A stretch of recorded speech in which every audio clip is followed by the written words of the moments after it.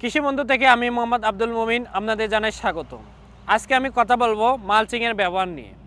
আপনারা যারা ফসল চাষাবাদ করেন তারা অনেকেই মালচিং ব্যবহার করেন বা অনেকেই ভাবছেন মালচিং ব্যবহার করব, এর ব্যবহার সম্পর্কে জানি না। মালচিং কেন ব্যবহার করবেন এবং এর উপকারিতা কী, সম্পূর্ণ বিস্তারিত তথ্য থাকছে এই ভিডিওতে। তো চলুন দেরি না করে শুরু করি। ফসল চাষাবাদের ক্ষেত্রে মালচিংয়ের উপকারিতা কী?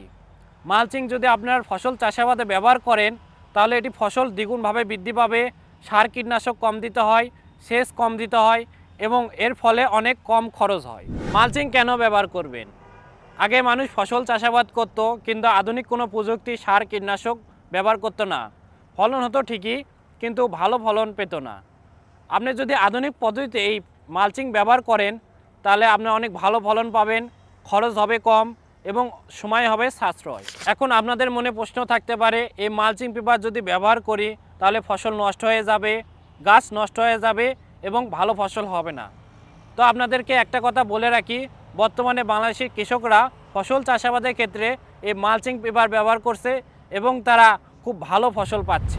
আপনারা যদি এই মালচিং পেপার নিতে চান তাহলে কৃষি বন্ধু এর সার্ভিসের সাথে যোগাযোগ করে এই মালচিং পেপার নিতে পারেন।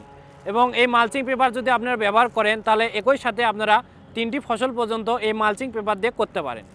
তো আমাদের ডিসক্রিপশনে নাম্বার দেওয়া আছে, এখানে যোগাযোগ করে আপনারা এই মালচিং পেপার অর্ডার করতে পারেন। আমরা সারা দেশে কুরিয়ারের মাধ্যমে এটি সরবরাহ করে থাকি। পরবর্তী ভিডিও পেতে অবশ্যই চ্যানেলটিকে সাবস্ক্রাইব করবেন। ধন্যবাদ।